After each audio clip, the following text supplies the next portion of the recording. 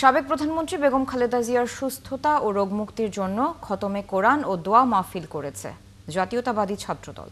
রবিবার দুপুরে ঢাকা বিশ্ববিদ্যালয়ের কেন্দ্রীয় মসজিদে এই দোয়ার আয়োজন করা হয়। এ সময় বিএনপি চেয়ারপারসনের রোগমুক্তি ও সুস্থতা কামনা করেন তারা। বেগম খালেদা জিয়ার দেশ ও রাজনীতিতে অবদানের কথা তুলে ধরেন তারা। সাবেক প্রধানমন্ত্রী দীর্ঘায়ু কামনায় দেশের মানুষকে দোয়া মোনাজাতের আহ্বান জানান। দেশের জন্য বেগম খালেদা জিয়ার সুস্থতা অনেক জরুরি বলে মনে করেন ছাত্রদলের নেতাকর্মীরা।